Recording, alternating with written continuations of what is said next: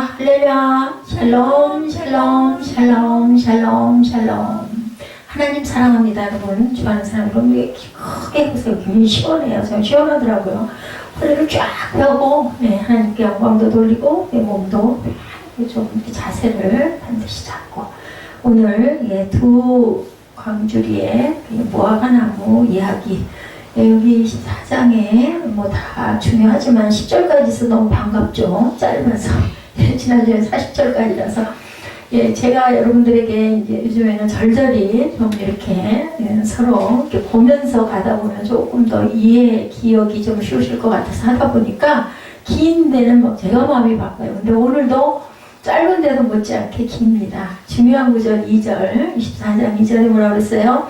한강줄에는 극히 나쁜 무화과가 있더라. 그죠? 한강줄에는 극히 좋은 무화과와 또한 나빠서 먹을 수 없는 극히 나쁜 무화과 이렇게 말씀합니다. 극히 좋은 무화과 두 강줄이 4절에서 7절에 극히 나쁜 무화과 강줄이 8절에서 10절 비유를 통해서 남유다 바벨론에 항복하는 것이 하나님의 뜻이다. 이것을 보여주는 내용이 오늘 1절에서 10절까지 좋은 무화과 그리고 나쁜 무화과 21장 8절에서 10절에도 이런 부분이 나타납니다. 이레미야 21장 8절에서 10절이죠. 여러분들 주보 참조하십시오. 나와 있기도 한데 이 부분은 아마 나와 있지 않을 것 같아요. 이레미야 21장은 앞에 있으니까 찾기 편하시죠. 8절에서 10절에 보면 여호와께서 말씀하시기를 보라 내가 너희 앞에 생명일과 사망의 길을 두었노라. 두 길이죠. 너는 이 백성에게 전하라 하셨느니라. 이 성읍에 사는 자는 칼과 기근과 전염병에 죽으려니와 너희를 에워싼 갈대인에게 나가서 항복하는 자는 살 것이나 그의 목숨은 전리품같이 되리라. 전리품은 뭐예요? 앞에 세워놓은 그러한 그 물건이 전리품이에요. 그리고 7절에 보면 내가 여호와인 줄 아는 마음을 그들에게 주어서 나는 그들의 하나님이 되리라 라고 오늘 본문에 말씀하신 부분에 대한 부언 말씀드립니다.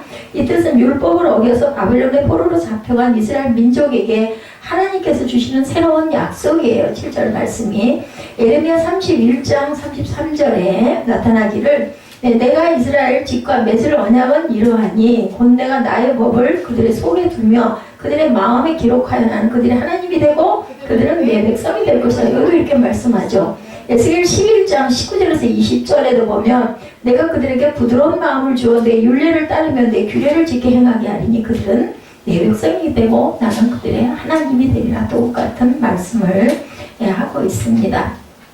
우리가 수요일하고 금요일날은 주석을 인용을 해서 그 내용까지 보는데 주일날은 그냥 제가 전체적인 근데 아무래도 이렇게 조금 좀 뭐 길더라도 이해하고 넘어가면은 시간이 좀 빨리 잘 가고 찾아보면서 가면 또 의뢰도 될 수 있을 것 같아서 나름은 그 연초에 그 연말 때부터 기도하고 이 말씀을 제가 여기 기록을 쭉 해놨죠.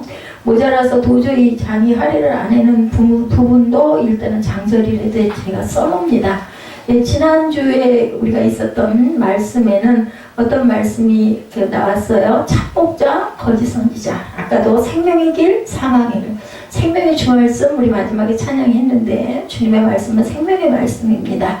참된 것과 거짓됨의 기준이 어디 있다고 그랬어요? 참된 것과 거짓됨의 기준은 사람의 도덕성이 있는 게 아니라 어디에 있다? 하나님의 기준에 있다. 그래서 우리가 의롭다 한다고 하면은 착한 일을 세상에서 많이 한 사람이 의로운 사람인데 그게 아니라 하나님을 믿어 구원에 이른 사람을 하나님께서는 의롭다 칭해서 예수 그리스도를 통해서 우리가 구원을 받고 생명을 받았다라는 부분에 보증이 되어 주셨다라고 말씀하고 있습니다. 세상에 착한 일을 많이 하면은 의인일 것 같잖아요. 선행을 많이 하는데 그런 것이 아니죠. 오늘 본문에서 두 무화과가 나와요. 좋은 무화과 그리고 나쁜 무화과. 세상 속에는 항상 이러한 두 세계가 공존하고 있습니다. 정상회 세상에는 어떤 세계? 두 가지의 세계가 공존하고 있다. 그래도 고집은 부려가지고 뒤로 가든지 방으로 들어가려도 절대로 안 오고 꿋꿋하게 그 자리에 앉아가지고 눈은 새우눈처럼 감고 그러고 있어요. 사람의 마음속에도 선과 악의 두 세계가 공존한다. 우리 마음에 그죠? 점심 먹으러 가면 김밥을 먹을까? 뭐 그죠? 비빔밥을 먹을까? 항상 이걸 할까? 저걸 할까? 항상 우리가 선택의 기로에 있습니다. 결국 인간은 이 두 세계 속에서 싸우며 살아가는 그러한 존재들은 아닐까? 이런 생각도 해봅니다. 내가 길을 선택한 그 길에 따라서 내 인생이 바뀌기도 하죠. 배우자 선택도 마찬가지일 것 같아요. 이 사람을 내 아내로 내 남편으로 선택할까 말까에 따라서 그 사람의 앞날의 미래가 이렇게도 열리고 저렇게도 열립니다. 선과 악의 두 세계 속에 많은 사람들은 자신들은 참으로 착하고 선하게 살아왔다고 자부하고 살아가십니까 여러분들? 저는 그렇지가 못합니다. 근데 그러한 인간의 기준에서 볼 때 착하고 선하게 살아왔다 할지라도 하나님의 기준으로 본다면 전혀 다른 인생을 살아온 자가 될 수도 있다. 하나님의 기준은 우리가 보는 눈과 다르죠. 하나님의 뜻의 깊이와 높이를 우리가 다 측량하지는 못합니다. 남유다 오늘 본문에 백성들이 그러했죠. 남자 왕들과 종교 지도자들과 백성들은 자신들은 하나님을 섬기며 전혀 잘못 없이 살아왔다 이렇게 생각을 해요. 그런데 하나님 보시기에 그들은 아주 악한 삶을 살아온 자들이었다. 사무엘에서 난방을 잠깐 끄고 밖에 나가서 바람을 좀 쏘이고 오고 있다 좀 서늘해지면 좀 키는 역할을 좀 해. 여러분 우리나라 남단 그 끝이 목포 여러분들 아시죠? 여름에 무화과 과일을 흔히 먹을 수 있다고 그래요. 목포에 가면 저는 무화과 나무를 봤을 텐데 잘 모르겠는데 어쨌든 그렇다고 합니다. 목포에는 무화과가 많이 난다고 합니다. 하나님 보시기에 좋은 무화과인지 나쁜 무화과인지를 살펴보는 그러한 저와 여러분들이 꼭 되셔야 되는데 나는 좋은 무화과일까 나쁜 무화과일까 이것은 항상 돌아볼 줄 알고 좀 판단할 줄 아는 자기 자신을 정당하게 남이 비판하면 기분이 나쁘지만 본인이 판단을 하면 본인이 알아요. 그래도 나는 하나님 보시기에 그래도 기본은 하고 있어. 아니면 정말 부끄러워. 이런 그 판단이 되죠. 현대는 본다는 것이 정말 특징이 지어진 시대이기도 하다. 뭐 이제 보다 못해서 막 날아다니기도 하죠. 케이로 바빈이 지은 시청각 인간이라는 책이 있습니다. 거기에 보면은 시청각 인간 어제는 책과 칠판으로 교육을 했죠. 그죠? 저 학교 다닐 때도 그랬고 그 후대들도 그랬습니다. 그런데 오늘 초등학교에 가고 중학교에 가보면은 어느 교실이나 다 컴퓨터 그리고 그 연결이 돼 있죠. 텔레비전이 다 있습니다. 그걸 보고 교육을 하고 다 뭐 그걸로 째게 연결을 해가지고 자료를 수집하고 학생들이 뭐 만들어 오기도 하고 선생님들이 만들어 오셔가지고 그런 걸 보면서 그 교육을 시킵니다. 글씨와 말로 의사소통을 전에는 했지만 오늘은 화면을 보면서 말하는 시대가 됐다. 이제는 동네 작은 학교가 어제는 배움의 터였는데 오늘은 안방에서 우주중계로 세계를 보면서 느끼고 배우고 있는 시대가 됐습니다. 어제는 저는 그래도 이 편지가 좋아요. 편지와 전화로 소식을 전했죠. 하다못해 한 마을에 어디가 그죠 자기한테 그 전화가 있는 집은 정말 드물었고 그냥 마을 회관에 전화가 있어가지고 누구래지 와서 전화 받으세요 이랬던 시대. 저는 그렇지는 않았습니다. 오늘은 비디오 폰으로 소식을 전하고 있죠. 이것을 보면서 바빈의 말대로 오늘의 인간은 시청각 인간이다 이렇게 생각을 할 수 있다. 그래서 그런 책 속에서 바빈은 이 시대는 패스밀리 시대로 사이버 시대다 이렇게 표현하고 있다고 합니다. 이렇게 세계는 급진적으로 변하고 있습니다. 어느 해 여름에 16살 난 고등학교 1학년생이 물속에서 허우적거리고 있는 모습이 영상에 잡혔어요. 구경꾼은 많은데 아무도 뛰어들어가서 그 학생을 구하려고 하는 사람이 없어서 결국은 그 학생은 익사를 하고 말았다고 합니다. 구경꾼은 많은 시대, 그런데 건져주는 사람은 없는 시대. 이 시대가 이렇게 아주 굉장히 냉혹하고 각박합니다. 주일 아침 10시 40분경 어느 그 해 주일 아침 10시 40분경에 한강교에 21살 난 어떤 그 여학생이 자살하려고 물에 몸을 던졌다 그래요. 막상 뛰어들었는데 어땠겠어요? 마우적거렸겠죠. 들어가면 거기 탁 접하면은 본능적으로 허우적거려요. 그때 한강교 위에서 투신 자살하려는 그 처녀를 내려다보는 사람은 많았는데 아무도 구출하려고 뛰어드는 사람이 없어서 결국 그 여인도 21살 난 여인도 익사를 하고 말았다고 합니다. 보는 자는 많고 보기를 좋아하는 구경꾼들은 있는데 생명 구출의 행동을 둔해서 그냥 물구러 저걸 어떻게 저는 발을 동동 굴렀을 것 같아. 누구 없어 했을 것 같아. 내가 들어가지는 못했을 것 같아. 저는 항상 이런 그 예화를 읽으면서 제 생각을 합니다. 그건 못했을 것 같아요. 근데 막 소리 질렀을 것 같고 쩔쩔맸을 것 같고 울었을 것 같아요. 옛날 에레미야는 오늘 시대처럼 문화가 발달되지 않은 고대 시대 사람이었지만 그는 볼 것을 보고 보면서 깨달은 우는 그런 선지자였다. 그는 하나님으로부터 무엇을 보냐고 세 번이나 질문을 받는 부분이 나옵니다. 레위기야 1장 11절 12절에도 하나님께서 질문을 하시죠. 무엇을 보았습니다. 라고 에레미야는 그때마다 대답을 합니다. 무엇을 보느냐 하고 물으니 예레미야 1장 11, 12절이에요. 예, 오늘은 24장이지만 1장에도 나옵니다. 살구나무까지를 본다라고 나와요. 오늘은 이건 무화과 나무와 썩은 좋지 않은 무화과 나무 두 가지의 비유가 나오지만 그때는 살구나무까지를 본다. 그래서 하나님은 내가 참 잘 봤다라고 칭찬을 합니다. 살구나무는 어떤 나무예요? 이른봄에 가장 먼저 싹이 나는 나무이기도 합니다. 그래서 살구나무를 성급한 나무다. 그래서 사케이드라고 헬라 언어로 이렇게 부른다고 합니다. 아주 성급하게 먼저 몸을 트고 나오는 그런 나무. 그러면 이 성급하게 싹을 내는 이 살구나무를 보았다는 것의 의미는 무엇일까요, 여러분들? 여기서 에스겔 7장 10, 11절에 해석을 하고 있는데 뭐라고 하냐면 에스겔 7장 11, 12절입니다. 예, 여기 안 나와 있나요? 에스겔 7장 10절, 11절 나와 있죠? 나와 있네요. 예레미야 1장 11, 12절도 나와 있고 에스겔 7장 11, 12절 읽어볼까요? 포악이 일어나서 죄악의 몽둥이가 되었은즉 그들도 그 무리도 그 재물도 하나도 남지 아니하며 그 중에 아름다운 것도 없어지리다. 12절 때가 이르렀고 날이 가까웠으니 사는 자도 기뻐하지 말고 파는 자도 근심하지 말 것은 진노가 그 모든 무리에게 임함이로다. 이렇게 말합니다.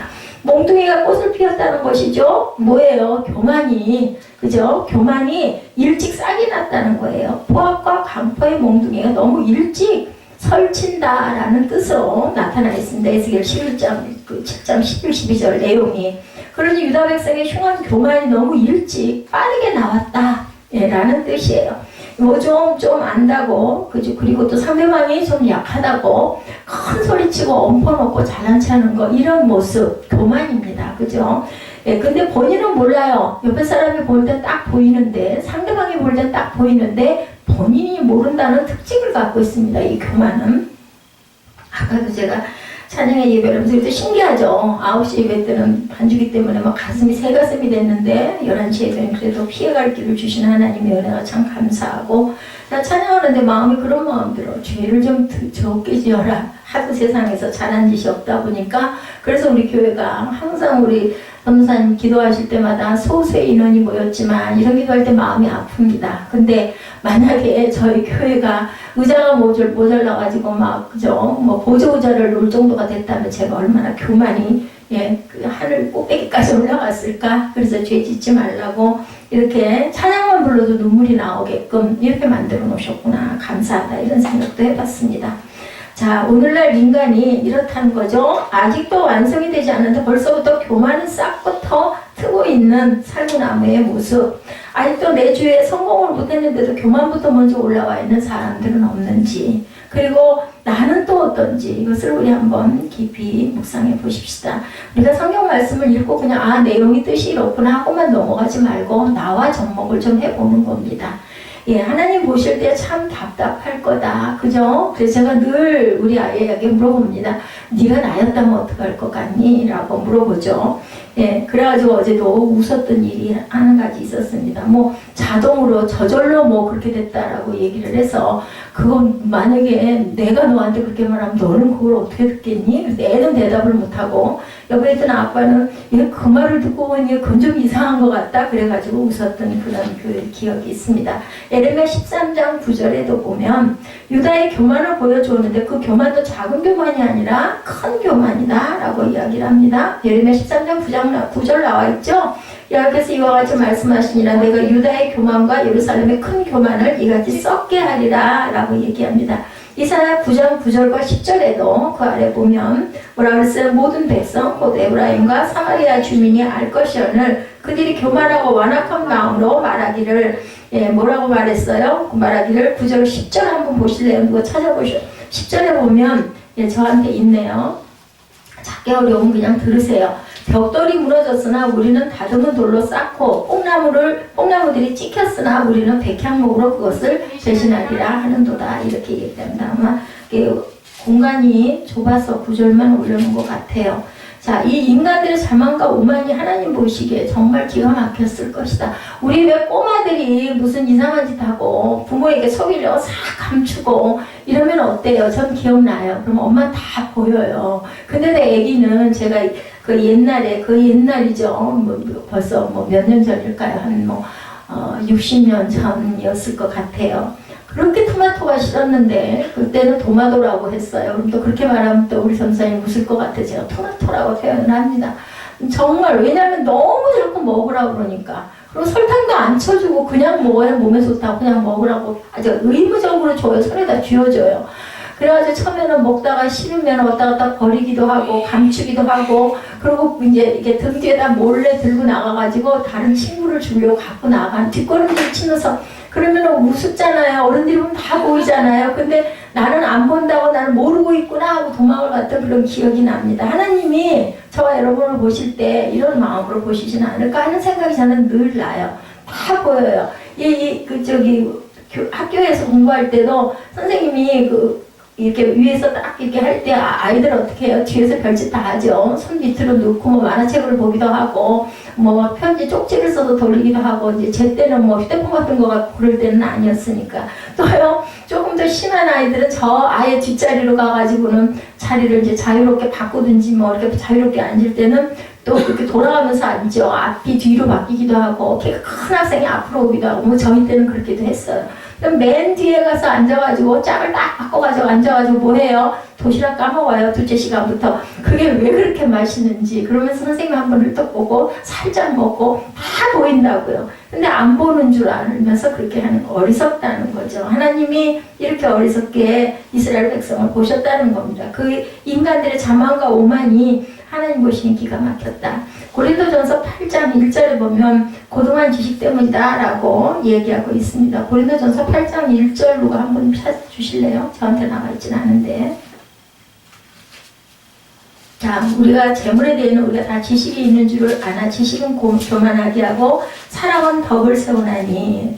옛날에는 바벨탑을 세워놨으나 요즘에는 우주탑을 세워놨어요. 고린도전서 8장 1절 읽어주세요. 우상의 대하여는 우리가 다 지식이 있는 줄을 아나 지식은 교만하게 하며 사랑은 덕을 세우나니. 이렇게 말하죠. 그래서 바벨탑을 세웠는데 그거 다 허물어 버리셨어요. 왜냐하면 교만이 하늘 끝까지 올라갈 것 같은데 요즘에는 우주탑을 세워놓았다 그죠. 인간의 지식이 이렇게 올라갑니다. 과학이 발달됐다 해가지고 굉장히 교만해졌어요. 근데 그거 그 자연재해 한 번은 완전히 다 무너져 버리죠. 호세아 13장 6절에도 보면 배가 부르기 때문에 교만해졌다. 그들의 먹여준 대로 배가 불렀고 배가 부르니 그들의 마음이 교만하여 이런 말미암아 나를 잊었다라고 이야기를 하고 있습니다. 호세아 13장 6절에 여기도 지금 나와 있지를 못하네요. 내가 배가 부르기 때문에 교만해졌다. 그들이 먹여준 대로 배가 불렀고 배가 부르니 그들의 마음이 교만하여 이런 말미암아 하나님을 잊었다는 거예요. 하나님을. 우리 배부르면 그러잖아요. 사는 집에 음식이 있어도 배가 부르면 아이 나 다 먹어서 배불러 더 줘도 먹고 못 먹어 이렇게 된다는 거죠. 그래서 교만이 하늘을 찔렀다. 잘 사는 사람이 교만하지 못하는 사람, 잘 사는 사람이 교만하지 못 사는 사람이 교만한 거 여러분들 별로 못 보셨을 거예요. 그죠? 비천한 사람이 교만하지 않습니다. 항상 존귀한 자들이 교만합니다. 그래서 제가 그런 걸 깨달았다니까요. 제가 아직 교만이 하늘 꼭대기를 찌르던 사람이었거든요. 근데 여기서 끝까지 그냥 숫자가 막 늘어나고 하면은 이거 천국 못 가고 지옥, 목사가 지옥 가는 경우 너무 많잖아요. 잘못해가지고 욕심이 많아가지고. 이사야 3장 5절에 보면 너무 존귀하기 때문에 교만했다 이렇게 말씀합니다. 에스겔 7장에도 보면 너무 사치스럽게 장식하고 있기 때문에 교만했다. 그래서 그런 얘기 많이 하죠. 나이가 들수록 내 얼굴이 이제 이쁜 그 청춘 때 모습이 아니면 지렁지렁 걸고 차고 한다고 그러죠. 저는 이제 거꾸로인 것이 감사하다는 생각을 합니다. 많이 치장 반짝거리는 거 되게 좋아했고, 그죠? 근데 또 그게 싸구려 그냥 이미테이션 이런 것도 아예 가까이를 안 했습니다. 하나님이 참 물질로 부를 많이 주셨는데 그런 것들을 하고 막 그렇게 어깨가 막 올라가고 정말 유치한데도 그랬어요. 좋은 차 타고 다니면서 정말 귀했죠. 여성 드라이버들 거의 없었을 그 당시에 수입차들 거의 드물었을 때 그러고 다니면서 막 내가 뭐가 된 것 같고 막 그랬던 그 기억. 막 부끄럽죠. 근데 하나님은 그 모습을 다 안다라는 거죠.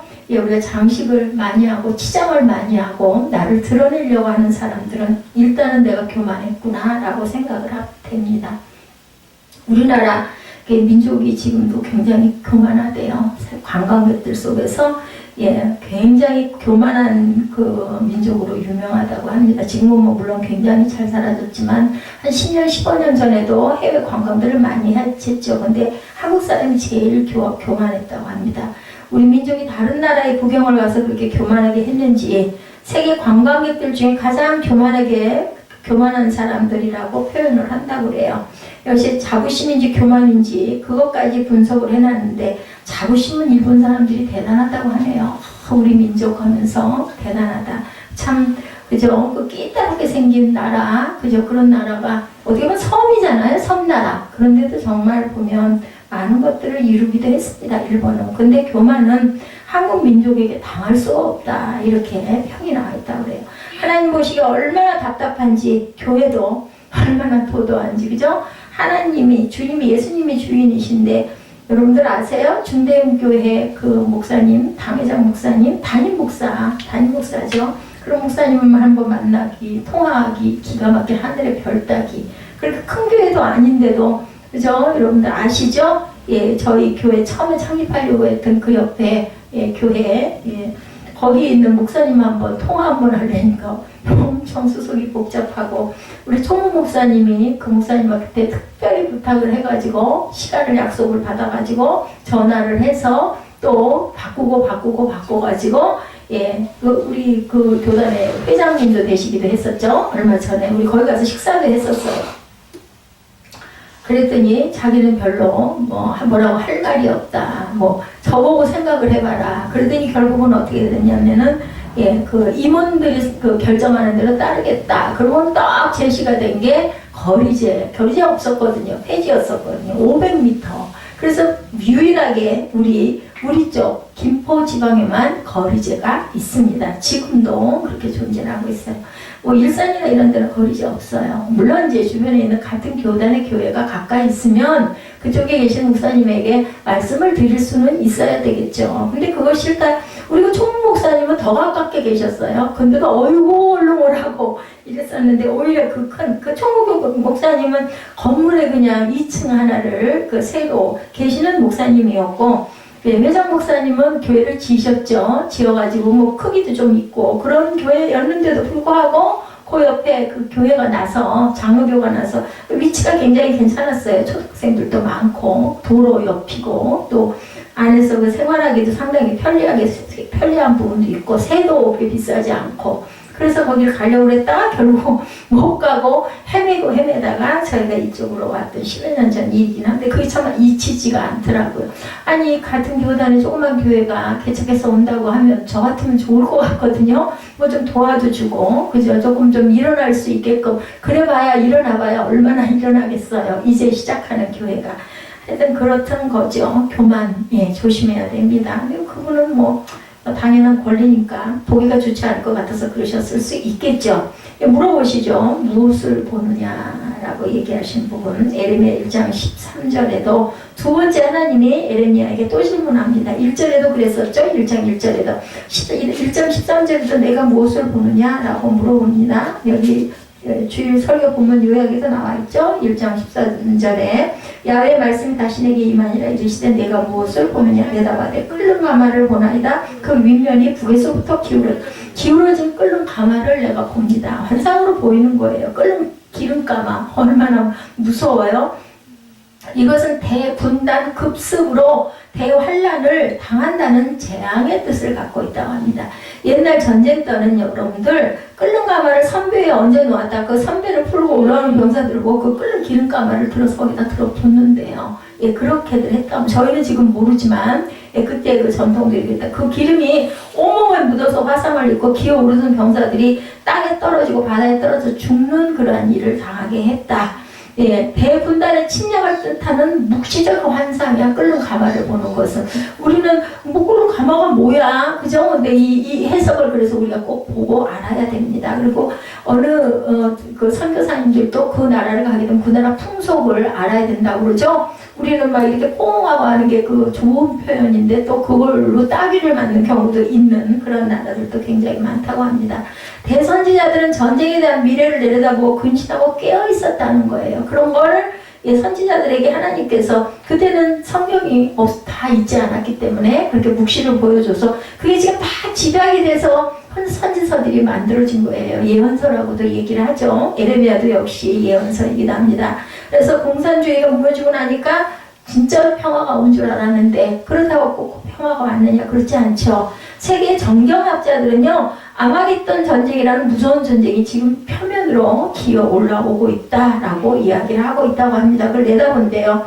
광활한 3차 성경, 그 전쟁이 성경대로 움직이고 있다라고도 얘기한다고 합니다. 우리가 생각할 때는 뭐, 전쟁 나면 뭐 그냥 다 가루가 되고 어느 순간, 순식간에 피난이고 뭐고 없어요. 그죠? 6.25 때 그때 피난도 같이 이제는 아무 소용이 없습니다. 그럼 우리 뭐 해야 될까요? 마지막까지 언제 어떤 순간, 그럼 내가 할 수 있는 일이 아니잖아요. 뭐 하나 딱 던지면 그냥 지구가 완전히 날아가 버릴 수도 있고 나라가 없어져 버릴 수도 있고 나는 그냥 만약에 가루가 돼버려서 먼지가 돼버려 보이지도 않는데 준비할 거는 우리 영혼이 뭐 어떤 그 의사 선생님 말씀 맞다나 우리 몸은 장막이니까 이건 어쩔 수 없다 하다. 우리 영혼은 하나님께 날아가야 되지 않겠어요? 영혼이 살아야 되니까 이런 대비를 매일매일 매순간 사실은 하고 살아가야 된다. 내일이 있다는 생각 자체를 너무 루즈하게 해서는 안 된다는 겁니다. 그래서 이런 사이에 무서운 회오리 바람 같은 것이 불어오고 성경이 예언한 대로 아마겟돈이라는 무서운 전쟁이 예고되고 있다. 안전하고 편안하다는 그때 내가 무엇을 보느냐라고 물으신다. 그죠? 어떤 그 선생님, 원장님이 그렇게 사모해서 기도하다가 잠이 들었는데 어디 눈을 펼쳐서 읽어봐라 했더니 벌떡 일어나서 읽어봤더니 너는 누구냐, who are you 하는 부분 때문에 간간히 그걸 생각이 나가지고 자꾸 왜냐하면 그런 거 안 잊어버려져요. 도대체 왜 그걸 날 보고 나오셨을까 이러죠. 그랬더니 여기 계신 목사님이 제가 그 해석해 주었다고 말씀드렸죠. 금요철야에서 너는 누구냐? 너는 내 아들이다. 그리고 내가 너와 함께 할 거고 내가 너를 도울 것이다. 이런 의미를 갖고 계십니다. 라고 얘기를 안 했다. 계십니다. 하시더라고요. 보니까. 무화과를 보았다고 하죠. 그래서 에레미야 14장 본문에서 에레미야가 하나님 성전 앞에 놓인 무화과 두 광주리를 보았는데 한 광주리의 것은 극히 좋은 것이고 영어 해설에 보니까요. 나쁜 무화과, 한 광주리는 좋은 거, 한 광주리는 악한 무화과라고 나와 있어요. 그죠? 악한 무화과. 영어 성경 보세요. 저한테 지금 영어 성경이 아니어서 있는데 제가 봤을 때 그렇게 보였거든요. 나쁘다고 나와 있는 게 아니라 악하다고 이렇게 나와 있더라고요. 둘째 광주리에 놓인 것은 나빠서 먹을 수 없는 악한 무화과라고 이렇게 설명되어 있습니다.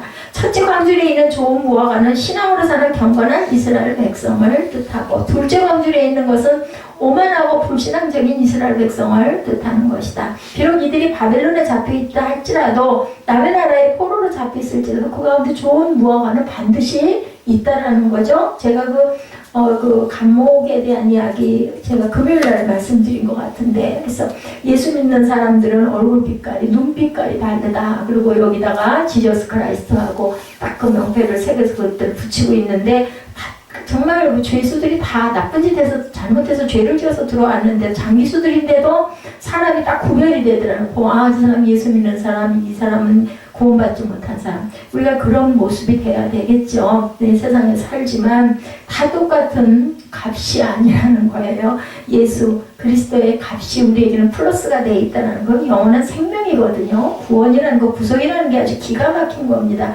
하나는 성전이고 똑같은 사람 아주 멋진 옷을 입고 있어도 나는 초라한 옷을 입고 있어도 하나님 보시기에 나는 성전이고 믿지 않는 사람은 그 사람은 그냥 사람이에요. 뭐가 돼요? 나중에 먼지가 되고 죄가 되고. 그래서 놔두시는 거예요. 어느 때 어느 순간 누구를 통해서든 구원을 받아서 존귀한 자로 만드시고 싶어서 오래 참고 기다리고 계시기 때문에 우리는 때를 얻든지 못 얻든지 증인이 돼야 되고 증거를 해야 되고 구원을 자꾸 선포해야 되고 우리가 또 보여줘야 되죠. 그 사명이 우리에게 있다. 옛날에 유다 백성처럼 오늘날 교인들 중에 성도들 중에 좋은 무화과 열매와 같은 교인들이 있는가 하면 반대의 경우도 분명히 있겠죠.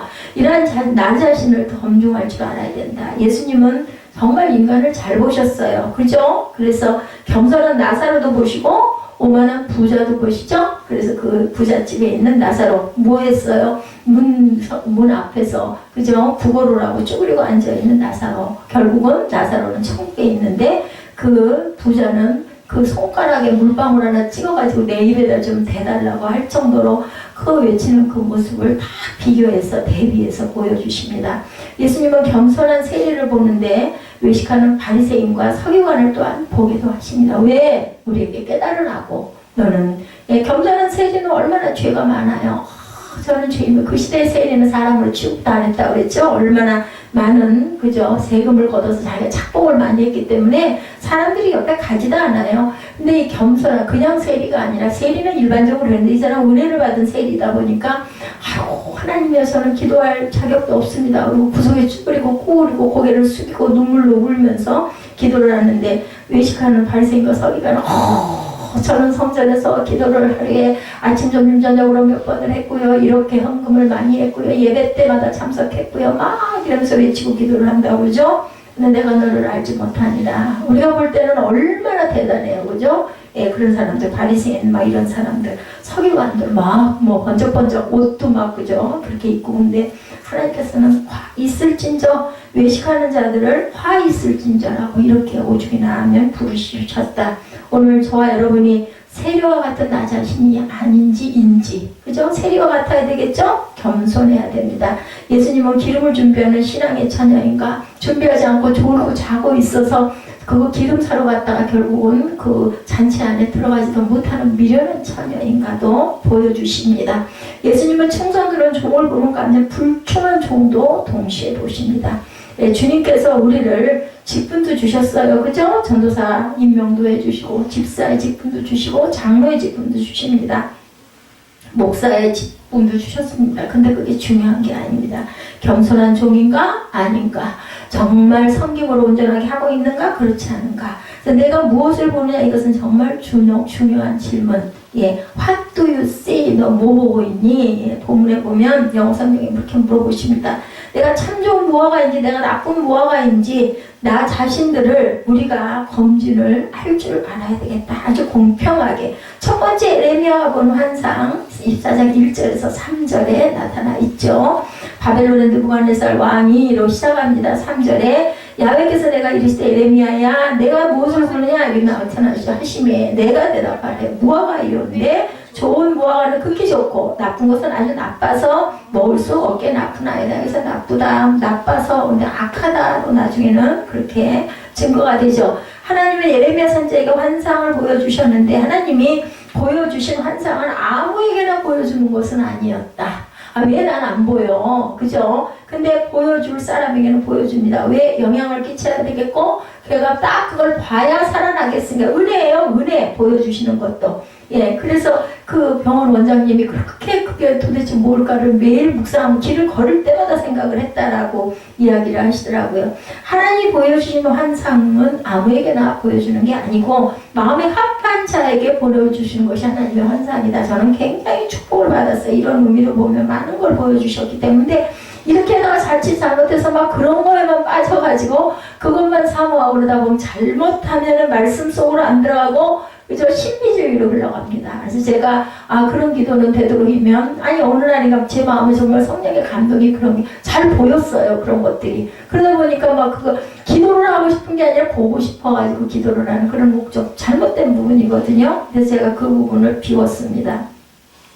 에레미야가 본 환상에 대해서 세 가지로 살펴봅니다. 첫 번째 아마 제가 누가 말하는 어리석은 나이는 들었는데 애 같은 그런 부분이 있어서 그렇지 않을까. 저는 늘 그렇게 다 나쁜 건 아니거든요. 순수하다 보니까 그런 걸 빨리빨리 깨닫고 느끼게 되는 거죠. 첫째로 환상을 보던 시기가 언제였는지 1절이죠. 환상을 본 시기는 바벨론 2차 침공 때로 나타납니다. 여러분들이 눈으로 보세요. 요시야를 이어 왕이 된 여호아하스가 애굽왕 바로느고에 의해 애굽으로 끌려가자 그 뒤를 이어 요시야의 아들이자 여호아하스의 형인 여호야김이 왕위에 올랐는데 그는 애굽을 가까이 하면서 바벨론을 대적하는 정책을 합니다. 자, 바벨론 대적을 하지 말라고 계속 얘기했어요. 근데 말 안 들었죠. 계속 에레미야가 얘기했는데도 여호와스는 말을 안 듣고 결국은 나중에는 정말 망하죠. 예, 그 아들이 또 눈이 빠지는 그런 역사를 당합니다. 주전 605년 바벨론 왕 느부갓네살은 애굽을 정복하고 반바벨론 입장을 취했던 남유다를 침공하죠. 이것이 바벨론 1차 침공. 반바벨론이었기 때문에 그래요. 바벨론에게 조공을 바치다가 획 돌아와가지고 애굽에게 아부를 하다가 결국은 바벨론 1차 침공을 받죠. 여호야김 왕이 죽고 그 아들 여호야김이 왕이 되었지만 그 역시 에레미야 선지자의 가르침을 무시하고 바벨론을 대적하다가 왕위에 오른 지 3개월 만에 바벨론의 2차 침공을 받아서 왕위에서 폐위되고 포로가 되어서 바벨론으로 끌려갑니다. 이때 여러 고관과 목공과 철공들로 포로로 잡혀갔는데 대략 1만 명의 포로들과 나라의 보물을 모두 바벨론으로 가져갔다. 열왕기하 24장 12절에서 16절에 증거합니다. 바로 이러한 때 예루살렘에 남아있던 예레미야 선지자에게 하나님은 무화과의 환상을 보여주신 거다. 여러분들 역사를 좀 알면요, 이런 부분이 연결이 빨리빨리 돼. 아, 그래, 그때 그가 그때였구나, 이렇게 알게 됩니다. 아모스 3장 7절 나와 있죠. 주 야훼께서 자기의 비밀을 그종 선지자들에게 보이지 아니하시고는 결코 행하심이 없으리라. 뭐라고 말씀하세요? 어떤 일이 일어날 때 선지자들에게 미리 보여주셨다라는 얘기예요. 지금 이렇게 성경이 있지만 그때는 성경이 없었기 때문에 더 선지자들이 많았습니다. 아무리 시대가 악하고 타락한다 할지라도 하나님 반드시 자신의 뜻을 하나님의 종들에게 먼저 알려주시고 선포하게 하시고 그리고 또 참으시고 또 참으시고 또 참으시다 결국은 그렇게 왜냐하면 고쳐야 되니까 다 죽일 수는 없으니까 이것은 곧 아무리 세상이 타락한다 할지라도 하나님의 신실한 종들은 존재한다는 사실을 또한 의미하기도 한데 오늘날도 마찬가지입니다. 그전처럼 그렇게 많지는 않지만 특별한 뜻이 있을 때는 보여주십니다. 이로 말할 수 없이 타락했던 엘리야 시대에도 바알에게 무릎을 꿇지 아니한 7,000명을 감춰두시죠. 남은 자 7,000명 여러분들 아마 들어보셨을 겁니다. 에레미야 선지자에게 환상을 보여주시면서 그 시기가 언제였는지 분명하게 언급한 것은 무엇을 의미할까? 하나님이 보여주신 환상이 분명하고 확실하다는 사실을 의미하고 계십니다. 다시 말해서 에레미야 자신의 마음에서 나온 생각이 아니라는 것을 밝히는 거죠. 예, 지난주에도 우리가 살펴봤듯이 거짓 선지자들은 자신의 마음에서 나온 생각을 하나님이 보여주신 것이다 라고 거짓 예언을 한다고 하죠. 우리 그 지난주 말씀에 그런 말씀이 있었죠. 하나님이 보여주신 환상은 분명해야 되고 반드시 이루어져야 한다는 것. 근데 이제 중요한 것, 그때가 언젠지는 우리가 알 수가 없습니다. 그렇기 때문에 에이 뭐가 아니네 이런 생각을 하지만 우리는 그것을 속단해서는 안 됩니다. 내가 살아생전이 아닐 수도 있어요. 에레미야도 마찬가지였습니다. 오늘날도 특별하게 하나님이 일하는 환상으로 자신의 일을 하시기도 하지만 오늘날 대부분은 말씀으로 우리 성경 말씀으로 하나님 자신의 뜻을 이루어 가신다는 것을 우리가 꼭 명심을 하고 성경을 귀하게 여기셔야 되고 또 뜻을 진짜 온전하게 깨달아 알아야 됩니다. 오늘날 이 시대 환상을 보았다는 사람들이 많아요. 하나님의 음성을 저를 포함해서 그죠? 근데 저에게는 아름다운 은혜스러운 것들을 많이 보여주셨어요. 우리 교회를 비롯해서 그죠? 하나님의 음성을 들은 자들이 많은데 정말 조심해야 된다. 그런 것이 신비주의로 말씀의 중심이 서 있질 않으면 자기도 모르게 본인도 모르게 그렇게 보여지는 것들에 막 연연하게 되고 그러면 점치는 자가 되기가 쉽습니다. 나의 마음의 생각과 뜻을 착각해서 하나님 것으로 자주 전하다 보면 나도 모르게 어둠의 영에 붙잡히게 됩니다. 하고 그런 쪽으로만 기울어져 합니다. 그렇게 해서는 안 되죠. 영적으로 혼란스러운 시대에 가장 확실하고 분명한 하나님 말씀의 뜻 그것을 우리가 깊이 그 부분을 우리가 공부하고 그죠 묵상하고 가야 되겠다. 하나님이 보여주신 환상과 계시는 개인적인 미래의 일을 보여주시고자 하신 것이 아니라 오직 하나님의 일을 이루시기 위한 방편과 도구라는 것도 우리가 명심해야 합니다. 오늘날 이 시대에 예수를 믿고 있는 많은 사람들이 개인적인 일로 하나님의 음성을 듣기를 원해요. 아, 내가 대통령에 당선이 될까요? 국회의원에 당선이 될까요? 도의원, 시의원 이런 거 보러 오는 사람들이 막 줄을 잇는다고 하죠. 크리스천, 비크리스천 상관이 없다고 합니다. 이런 거는. 그런데 개인적인 그런 기도를 해서는 안 된다는 개인적인 기도를 구하되 어떤 음성이나 환상으로 응답을 받으려고 하지는 말고 말씀이나 찬양이나 내 마음의 감동으로 이게 하나님이 기뻐하시는 일일까 아닐까를 항상 생각해보고 내가 그 결론이 안 날 때는 나를 믿을 수 있는 목사님이나 전도사님들이나 이렇게 같이 기도해야 되겠죠. 그런 부분을 놓고 하나님을 너무 무속적으로 섬기는 자들이 절대로 돼서는 안 되겠다라는 겁니다. 누구든지 예수를 진실로 믿고 의지하고 산다면 성령이 나와 함께 동행한다라는 것을 항상 잊지 말아야 되겠다. 아직도 영적인 마마보이 아시죠? 그렇게 자꾸 뭔가 의지하려고 하고 누가 기도해서 내가 이걸 보았어 하면 막 그대로 따라가 이런 분들이 많아요. 그래서 기도하러 간다, 기도원 간다 하면은 너무 자주 가면은 조금은 염려를 해야 된다. 우리는 항상 젖먹는 신앙 돼서는 안 되겠죠? 우리가 스스로 기도할 줄 알아야 됩니다. 아기들도 5살, 6살, 7살 됐는데 밥 먹여줘 하면 그 이뻐요? 안 이쁘죠? 똑같습니다. 정신적으로, 육체적으로 잘못된 아이, 그런 영적인 그런 세계, 똑같은 것을 비유로 우리가 보면 됩니다. 둘째로, 하나님 성전 앞에 놓인 무화과 두 광줄이 이절이죠. 두 광줄에 담아있는 무화과는 다른 모습을 가지고 있었죠. 한 광줄에는 좋은 무화과가 있고 한 광줄에 나빠서 먹을 수도 없는 그러한 나쁜 무화과가 있다. 좋은 무화과, 나쁜 무화과에 대한 해석은 4절부터 10절까지서 분명하게 해석이 되죠. 있죠. 주목해야 할 말씀은 두 광줄이 무화과가 동일하게 하나님 성전 앞에 놓여 있다는 거예요. 왜 좋은 것만 있어야지 나쁜 것까지 있냐는 거지. 비교하라, 깨달으라는 뜻이겠죠. 자, 우리의 기도나 예배나 모든 신앙생활이 하나님 앞에 놓여져 있는 무화과 열매와 같다라는 것을, 그 광주의 모습과 같다는 것을 생각해야 합니다. 마태복음 24장에 보면 마지막 때 예수님은 이러한 모습을 두 개로 나누실 것이다 라고 말씀하죠. 하나는 데려감을 당하고 하나는 남겨짐을 당하고 기름 준비한 자와 기름 준비하지 못한 자를 구별할 것이고 참된 종과 악한 종을 구별할 것이고 양과 염소를 구별한다 라고 나와 있습니다. 마태복음 24장을 언제 한번 틈날 때 한번 읽어보십시오. 또한 모든 인간은 하나님 백보자 앞에서 각자의 행한 대로 심판을 받고 그리고 두 세계로 구분될 것이다. 계시록 20장 13절에 기록되어 있죠. 계시록 20장 13절은 제가 일부러 여기다 기록을 해놨습니다. 바다가 그 가운데 죽은 자들을 내주고 또 사망과 음부가 그 가운데 죽은 자들을 내주매 각 사람 자기 행위대로 심판을 받고 얘기하죠. 그 아랫부분들은 다 실지를 못해서 그렇게 끝냈습니다. 이러한 내가 무엇을 보느냐, 세 번째 하나님이 보여주시는 환상을 우리가 3절에 있었는데 볼 줄 알아야 되겠다.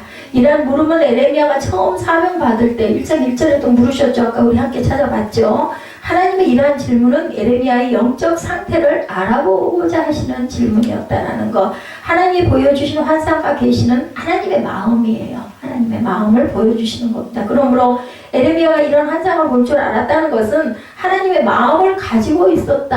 하나님의 마음을 알고 있었다. 우리 어때요? 사랑하는 사람들끼리, 친한 사람들끼리는 그 사람 마음 알잖아요. 굳이 얘기를 하지 않아도 저 사람은 어떤 생각을 가지고 있다, 어떤 사람 이렇게 알듯이 우리가 하나님을 정말 사랑하면 우리도 하나님의 마음을 알고 하나님도 우리의 마음을 안다. 오늘날 우리의 눈앞에도 하나님이 보여주신 계시의 말씀, 성경이 있지 않습니까? 그런데 하나님의 마음을 가지고 보지 않으면 깨달아 알 수가 없다는 게 중요합니다. 이 하나님 말씀을 깨달아서 알아서 읽기만 해도 그렇구나 이렇게 되면 이제 예배가 지루하지 않죠. 오늘날 이 시대 하나님의 말씀을 아는 자들은 많은데 마음을 아는 자들이 보기 힘든 셈. 그 말씀 나 알아 몇 장 몇 절까지 꿰는 사람도 있어요. 그런데 사는 건 그렇게 살지가 않는다. 그러면 마음을 모르는 사람들입니다. 하나님의 말씀을 전하는 자들은 많은데 하나님의 마음을 전하는 자들이 보기 힘들다라는 거예요. 그러니까 그냥 뭐예요? 외식하는 바리새인과 서기관들 같이, 그죠? 율법은 지키려고 하는데 마음을, 사랑을 증거하고 전할 줄 모르고 사랑을 실천할 줄을 모른다. 환상과 계시를 보여주고 하나님 말씀을 주신 것은 나의 생각과 뜻을 전하라는 것이 아니라 하나님의 마음을 전하라는 계시라는 것. 자, 저와 여러분 눈에는 지금 무엇이 보이십니까? 예레미야 8장 7절입니다. 예레미야 8장 7절에 보면 공중의 학은 그 정한 시기를 알고 삭비들과 제비와 두루마리는 그들이 올 때를 지키거늘 내 백성은 야훼의 규례를 알지 못하는도다. 이렇게 말씀하고 있습니다. 공중의 새들도 자신들의 때를 알고 지키는데 하나님의 백성들이 하나님의 말씀을 듣고도 하나님의 마음을 모르고 때를 모른다면 정말 미련한 자들이지. 여러분들 아세요? 철새들이 이동하는 거. 비가 온다고 그러면 새들이 먼저 이동을 해요. 장마가 온다고 그러면요 막 새떼들이 갑니다. 그리고 짐승들도 안다고 그러죠. 산꼭대기에서도 안다고 그러죠. 자기 숨을 자리를 피해서 비 많이 안 쏟아지는데 개미들 여러분들 아시죠? 땅에 개미들이 막 이동을 해서 불 속으로 들어가면 그러고 나면 비가 쏟아진다. 정말 기가 막혀요. 우리는 모르는데 그죠? 구름이 끼어도 뭐 아니 뭐 구름이 있다가 그랬다가 개이기도 하지 그냥 이렇게 생각을 하는데 그런 생물들은 안다고 그러죠. 우리가 살아가는데 개인적인 일도 중요하지만 하나님의 택함을 받은 자들이라면 하나님 마음을 깨닫고 살아가는 것이 더욱 중요하다는 것을 우리가 그러면 아마 교만하지 않을 것 같죠? 부모의 마음을 모르는 자는 불효자이듯이 하나님의 마음을 모르면 신앙생활하는 그러한 자들은 위험천만한 신앙생활을 하고 있다는 것을 또한 명심해야 됩니다. 두 번째 좋은 무화과가 대해서 4절에서 7절에 나타나죠. 야훼의 말씀이 또 내게 임하니라 이르시되 이스라엘 하나님 야훼께서 이와 같이 말씀하시니라 내가 이곳에서 옮겨갈 갈대인들의 땅에 이르게 한 유다 포로를 이 좋은 무화과 같이 잘 돌보고 유다 포로를 돌보겠다고 말씀하죠. 내가 그들을 돌아보아 좁게 하여 다시 땅으로 인도하여 세우고 할지 아니하면 심고 뽑지 아니하겠고 내가 야훼인 줄 아는 마음을 그들에게 주어서 그들이 전심으로 내가 돌아오게 하리니 그들은 내 백성이 되겠고 나는 그들의 하나님이 되리라. 아까 제가 예배 들어가면서 이 부분에 대한 말씀을 계속해서 말씀드렸죠. 에스겔 11장에도 나와 있고 예레미야 31장에도 그들은 내 백성이 되면 나는 그의 하나님이 됩니다. 이렇게 나와 있습니다. 영적인 눈을 가진 예레미야 선지자에게 하나님의 말씀이 임하죠. 영적인 세계를 볼 줄 모르는 자들에게 하나님이 절대로 말씀을 주시지 않습니다. 하나님의 예레미야 선지자에게 좋은 무화과가 무엇을 의미하고 있는지 세 가지로 말씀해 주십니다. 첫째로 바벨론 땅에 포로가 되는 것이 좋은 무화과다. 차라리 포로로 가는 게 너희의 살 길이다. 근데 전리품이 된다고 그랬죠? 아까 본문에 있었습니다. 이거는 당시 남유다 종교 지도자들과 백성들의 생각과는 너무나도 다른 말씀이었어요. 아니 뭐 포로 돼가는 게 뭐가 살 길이에요. 그죠? 우리가 생각할 때는 어떻게 적국의 나라의 포로가 된 것이 좋은 무화과가 될 수 있겠느냐는 거죠. 어떻게 노예가 돼서 사는 것이 좋은 생활이겠느냐라는 겁니다. 그러나 남유다는 하나님의 작정된 심판을 받을 수밖에 없는 나라였습니다. 그렇기 때문에 자신들의 죄를 인정하고 하나님의 심판에 순종하는 자들에게는 결국은 좋은 무화과 나무가 되도록 해주겠다라고 말씀하시는 거예요. 나라는 망할 거니까. 제가 아까 말씀드렸죠? 어느 순간에 지구가 깨져서 무너지면 우리는 존재도 없는데 그럼 우리 안에 뭘 담고 있느냐가 중요한 거 아니겠느냐. 뭐 우리 몸은 어쩔 수 없어요. 죽을 수밖에 없고 나만 딱 떼가지고 하늘로 데리고 가시지는 않습니다. 다 죽어요. 그냥 뭐 존재도 없어요. 그렇지만 우리의 영들은 다 하나님에게 완전한 온전한 구원을 받은 사람들 준비된 자들은 올라간다라는 얘기와 똑같은 이야기입니다. 자, 우리의 삶 속에 고난이 있을 때 그죠? 뭐 누군가가 불교 믿다가 예수 믿었더니 되는 일도 안 되고 사업은 정말 엉망진창이고 신용불량자가 되게 생겼고 도대체 이걸 어떻게 합니까? 이런 경우가 많다라는 거죠. 이 고난이 나의 죄로 인한 고난이든지 하나님의 특별하신 연단의 고난이든지 불평과 원망하지 말고 감사함으로 고난을 품을 줄 알아야겠다. 말은 쉬워요. 그죠? 저부터도 어렵죠. 비 온 뒤에 땅이 단단한 거 알아요. 근데 그거 싫잖아요. 그죠? 고난 오는 거 싫습니다. 하나님 앞에 좋은 무화과가 되기 원한다면 어떤 고난 속에도 감사했을 때 아니 뭐 아니어도 안 될 놈 뭘 이왕이면 감사하고 그죠? 내 안에 더러운 것들이나 비우고 있어요. 저는 요즘에 늘 그런 생각을 합니다. 어차피 겪어야 될 거 그걸 가지고 막 혈기를 부리고 미워하고 막 눈을 기고 해봐야 내 손만 더러워지니까 물론 순간 그러죠. 그러고 나면 나중에는 그걸 다 토해버리고 비워버리는 작업을 나름대로 자기 방법 뭐 꼭 기도를 하는 게 아니에요. 여러분들 그걸 막 그냥 기쁘고 즐겁고 좋은 쪽으로 자꾸 돌려서 긍정적인 마인드를 가지셔야 됩니다. 뭐 좋은 말씀을 읽는다든지 좋은 영상을 본다든지 그죠? 아니면 설교 한 편을 듣는다든지 설교 들으면 분명히 거기에 답이 나오거든요. 어떤 말씀이든지 말처럼 쉽지 않죠. 예, 그런데 어떻게 보면 어렵지도 않다. 많은 사람들이 문제 앞에서 낙심하고 믿음은 온데간데 없이 되고 많은 것은 많은 사람들이 고난이 왔을 때 예수를 안 보고 고난만 보기 때문이라는 거. 예, 그 위에 계신 하나님 예수님을 봐야 되죠. 예, 그리고 그런 얘기 있죠. 예, 다 지나간다. 결국은 지나갑니다. 어떤 형태로든 지나갑니다. 그럼 결과적으로 남는 게 나는 그러면 이 일을 통해서 내가 무엇을 배울 것이며 무엇을 거둘 것인가를 또한 생각해 볼 줄 알아야 되겠다. 우리가 어떤 고난이 찾아온다 할지라도 주님의 예수 신앙만 온전히 붙잡고 나아간다면 평강에 주님을 만나게 될 것이다. 그래서 우리가 뭐라고 말씀하세요? 기도 제목이 정말 좋은 기도 제목이죠. 예, 우리가 그런 마음을 가졌을 때 하나님께서는 우리에게 평강을 주신다라는 말씀. 예, 잠언 11장 14절 말씀입니다. 지략이 없으면 백성이 망해도 지략이 많으면 평양. 하나님의 그 지혜를 많이 갖고 있으면 우리에게 평안이 임한다라고 말씀하시는 이 말씀이 너무 좋아서 맨 위에도 올려놨어요. 잠언 11장 14절 말씀의 해석이 바로 하나님의 지혜로 사랑하는 자들에게는 평안을 주신다는, 어차피 겪어야 할 일이면 그것을 감당을 하고 감사를 하다 보면 우리 마음에 정말 평강이 온다. 우리가 어떤 고난이 찾아온다 할지라도 우리 안에 주님만 든든하게 서 있으면 되죠. 둘째로 회복시켜 주시겠다고 6절에서 말씀합니다. 하나님의 남녀들을 심판하신 것은 완전한 멸망의 심판이 아니었다라는 뜻이에요. 하나님의 계획은 70년이라는 포로 기간을 이미 갖고 계셨어요. 시작하실 때. 우리나라도 그럴 줄로 믿습니다. 꼭 70년이 아니라 할지라도, 그죠? 계획은 분명히 있으실 겁니다. 그럼도 남유다 백성들이 하나님 말씀에 순종하고 자신들이 찾아온 고난을 그대로 감당하면 하나님의 때에 다시 새롭게 회복시켜 주시겠다. 이걸 우리는 모르는데 선지자들에게 하나님께서 알려주셔서 에레미야가 선포했으면 그걸 듣고 믿어야 되는데 아무도 안 믿었다는 게 중요합니다. 우리 또한 하나님의 회복시켜 주시지 아니했다면 나의 죄값으로 사망할 수밖에 없어요. 그죠? 언젠간 끝나잖아요. 우리 생명이 80년에 끝날지 70년에 끝날지, 그죠? 오늘 올 때는 순서가 있는데 갈 때는 순서가 없으니까 모릅니다. 아무도.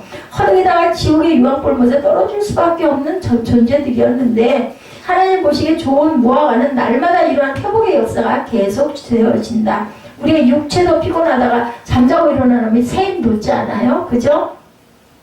건강하게 살아가는 모습, 우리의 영혼도 날마다 하나님의 은혜와 예수 그리스도의 십자가의 보혈로 회복되어가는 저와 여러분들이 되셔야 되겠다. 우리 몸만 회복되는 게 아니라 영혼도 하나님의 말씀으로 회복이 돼야 되겠죠. 예수님과 사탄이 다른 점 중에 하나는 사탄은 인간을 회복시키지 않고 하루하루 멸망시키다가 파멸시키지만 예수님은 우리를 날마다 새롭게 회복시켜 주신다는 그런 분이라는 것을 우리가 알아야 합니다.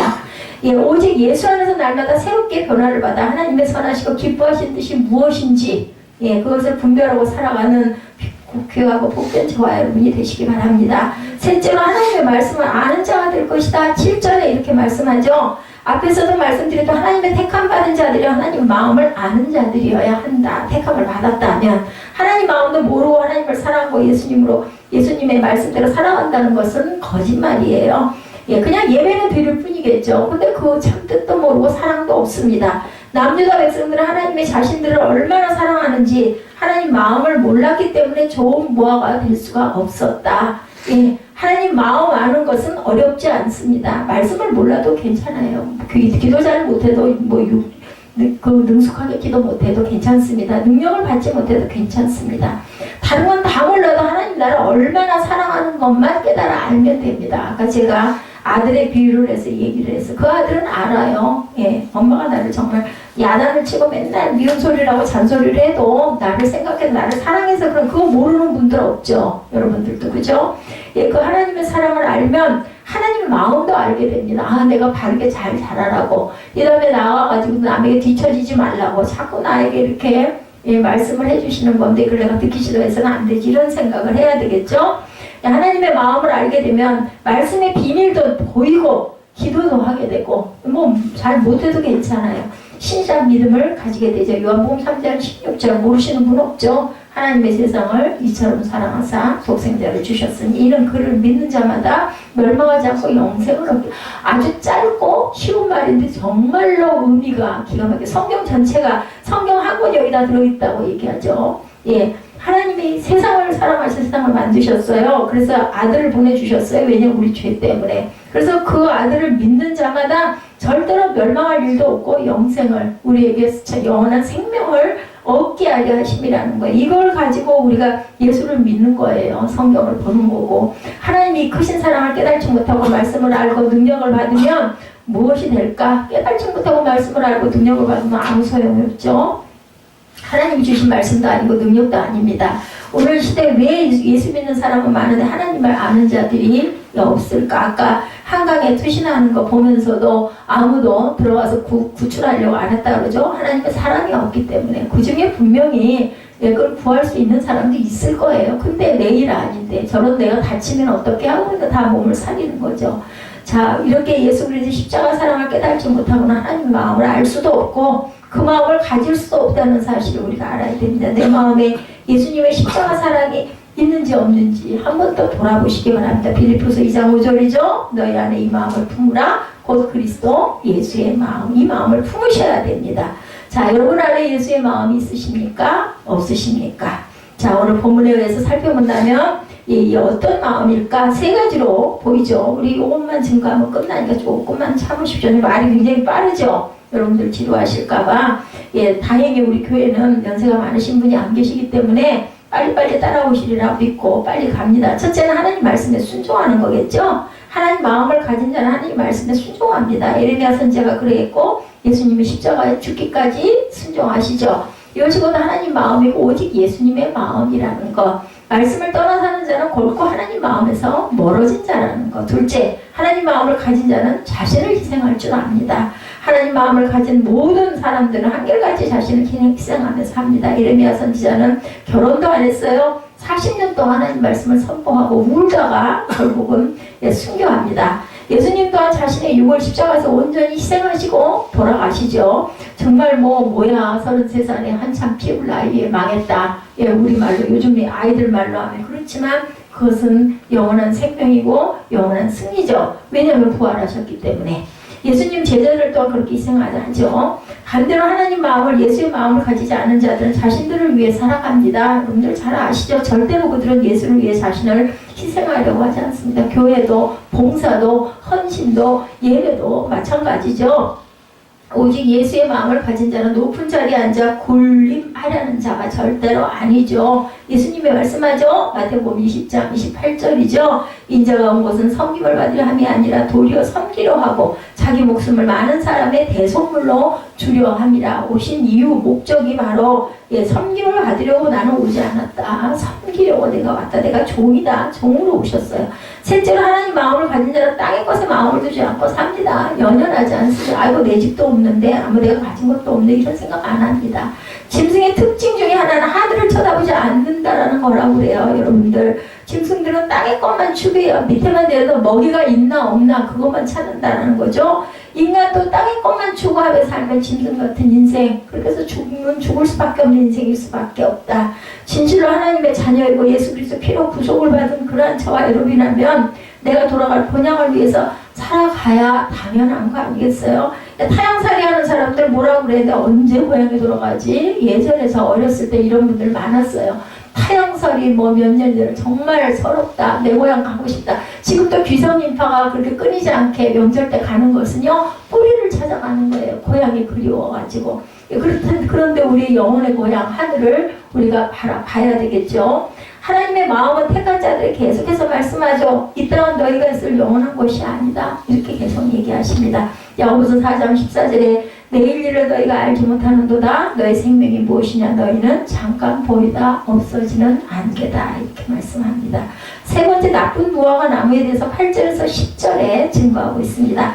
남유다는 예레미야 선지자 말을 끝까지 듣지 않고 시드기야 왕 시대에도 바벨론을 대적하다가 주전 588년 바벨론 3차 공격을 받고 모두 멸망하고 맙니다. 그러므로 나쁜 무화과는 하나님의 말씀을 끝까지 외면하고 무시하고 산 자들을 의미하고 있다. 오늘날 교회를 다니고 예수를 믿는 사람들 가운데도 말씀에 순종하지 않고 사는 나쁜 무화과 같은 자들이 많습니다. 나쁜 무화과 나무들의 그 이마는 하나님의 진노 두 가지를 봅니다. 첫째로 9절이죠. 세상 모든 나라 가운데 흩어져 환난을 당하게 하고 조롱거리가 되게 하실 것이다. 하나님의 예언을 무시하고 외면한 남유다 백성들은 낯설은 바벨론 땅에서 70년이나 긴 세월 동안 노예로 살면서 세상 사람들의 조롱거리가 됐어요. 그리고 죽죠. 결국은 1세대들 다 죽습니다. 예수님의 가르침을 무시하고 예수님이 십자가에 죽인 유대인들을 2000년 동안 나라도 없는 민족이 돼서 세계로 흩어져서 멸시와 천대를 받게 하는 역사. 여러분들 역사 속에 있어요. 예, 이스라엘. 오늘날 이 시대도 하나님 보시기에 나쁜 무화과 같은 자들이 절대로 돼서는 안 돼요. 역사 가운데도 있고 말씀 가운데도 있고 우리 주변에도 있고, 예, 그죠? 아직 보지 못하는 그런 경우도 있지만 그들에게 반드시 환난을 주시고 사람들로부터 조롱거리가 되게 하신다는 사실을 우리가 알아야 되겠고, 마지막 때에도 창세 이래로 무서운 환난이 찾아올 텐데 하나님 말씀을 외면하고 무시하고 산 나쁜 무화과 같은 그러한 사람들은 무서운 환난 속에서 고통을 당해서 제가 예, 사람의 그런 말 뭐 이바른 소리일 수도 있지만 저는 뭐 영적으로 그런 걸 느끼니까요. 하나님의 자녀들, 온전하게 세상에서 잘 산 자녀들은요, 그냥 자다가 그냥 정말 아쉽게, 그죠? 예, 할 만큼 하고 그냥 편하게 가는 얼굴의 모습이 형각이 드러나는 그런 모습은 하나님의 은혜를 받은 자녀들이다. 저는 그렇게 생각을 합니다.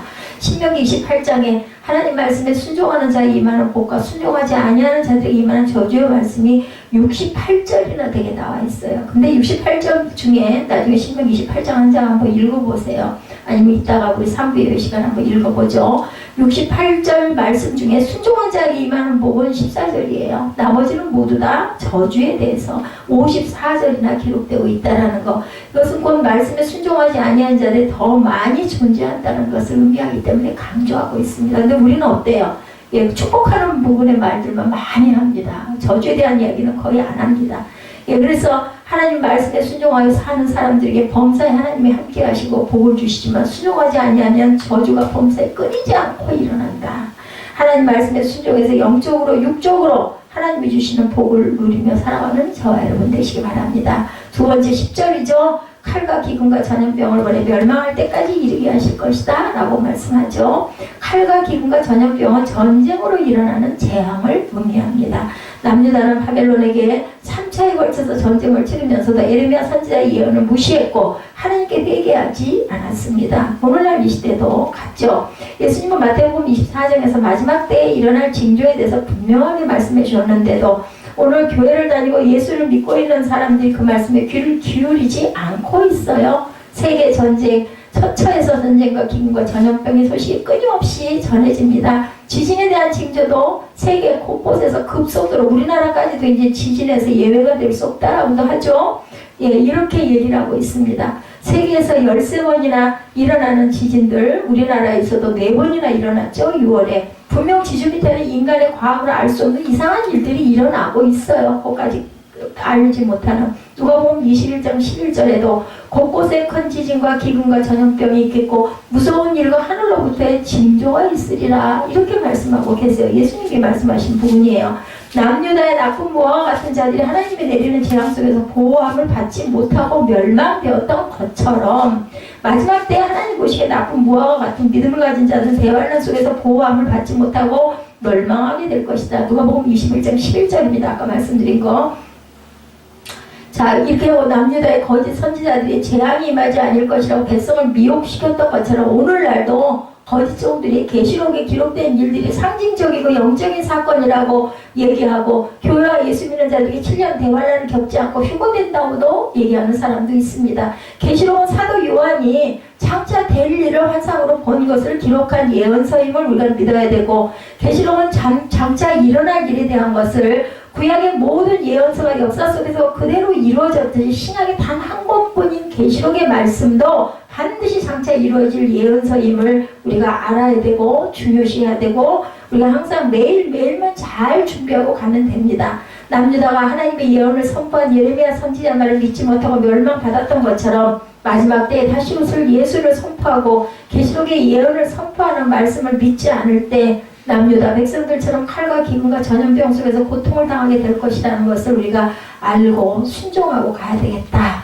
자, 하나님 보시기에 저와 여러분은 어떤 무화과가 남을까? 그죠? 좋은 무화과일까? 악한 나쁜 무화과일까? 계시록 11장에 보면요. 하나님께서 두 증인에게 측량하는 지팡이 같은 갈대를 주면서 성전 안에 있는 자들을 측량하고 성전 뜰에 있는 자들을 측량하지 말라고 말씀했습니다. 측량받지 못한 성전 뜰에 거한 자들은 3년 6개월 동안 짓밟히는 비참함을 당하게 될 것이다. 이렇게 얘기합니다. 두 증인들이 측량하는 갈대가 무엇을 의미할까? 갈대라는 건요, 히브리어로 카논이라고 합니다. 고든 막대기라는 뜻을 갖고 있어요. 신앙의 척도를 재는 말씀의 자를 의미하고 있는데, 다시 말해서 하나님은 마지막 때에 말씀의 잣대로 좋은 열매와 나쁜 열매를 구분하실 것이라는 그런 말씀이에요. 계시록 11장 내용입니다. 하나님의 나쁜 열매는 아무런 가치도 없는 불쌍히 여기지 아니하는 무가치한 존재가 될 것이다. 노아 시대에 노아의 식구 8명을 제외하는 말씀에 순종하지 아니하는 자들이 하나님 보시기에 무가치한 자들이기 때문에 홍수로 멸망케 하셨죠. 노아 시대에도 1000년 동안 말씀에 순종케 하려고 했지만 인간들은 하나님 말씀을 외면합니다. 방주를 지을 때도 120년 동안 노아가 쫓아다니면서 동네방네 뛰어다니면서 외쳤지만 아무도 따라 들어오는 사람이 없었어요. 이스라엘 백성들을 애굽의 노예에서 해방시켜서 광야에서 40년 동안 말씀에 순종케 해서 하나님의 백성으로 삼으려 했지만 그들은 끝까지 말씀에 순종하지 아니한 결과 하나님의 말씀에 순종한 갈렙과 여호수아를 제외한 모든 자를 광야에서 1세대들을 다 죽게 합니다. 그리고 가나안 땅에는 갈렙과 여호수아와 20세 이하만 들어가게 되죠. 40년을 광야 생활을 했기 때문에 우리의 믿음을 무엇으로 보일 수가 있을까요? 여러분들 나의 믿음의 열매를 여러분들 무엇으로 증명해 보이시겠습니까? 행한 믿음이 없는 것은 죽은 믿음이라고 하시죠. 죽은 믿음에서는 좋은 열매를 당연히 구할 수가 없습니다. 좋은 열매를 맺기 원하면 율법적으로 말씀에 순종해서 좋은 열매를 얻을 수는 없어요. 우리가 율법을 다 지킬 수가 없기 때문에 좋은 열매를 얻을 수 있는 비밀은 요한복음 15장 4, 5절이죠. 우리 함께 합독하시고 결단 찬양하시기 바랍니다. 자, 요한복음 15장 4, 5절 쉬운 말씀이에요. 잘 아시는 말씀입니다. 내 안에 거하라 나도 너희 안에 거하리라. 가지가 포도나무에 붙어있지 아니하면 스스로 열매를 맺을 수 없음같이 너희도 내 안에 있지 아니하면 그러하리라. 나는 포도나무여 너희는 가지라. 그가 내 안에 내가 그 안에 거하면 사람이 열매를 많이 맺나니 나를 떠나서는 너희가 아무것도 할 수 없습니다. 주님 안에 단단히 붙어 계시기만 하면 돼요. 주님의 마음을 품고 그죠? 내가 교만하지 않고 순종하고 말씀대로 나를 말씀에 항상 접목해서 나를 비추는 거는 거울로 삼고 하나님의 은혜를 감사하시고 기뻐하시고 내 안에 하나님의 영이 충만하시도록 임의적으로라도 찬양으로라도 항상 무장하고 가시는 저와 여러분 되시기를 주님의 이름으로 축복합니다.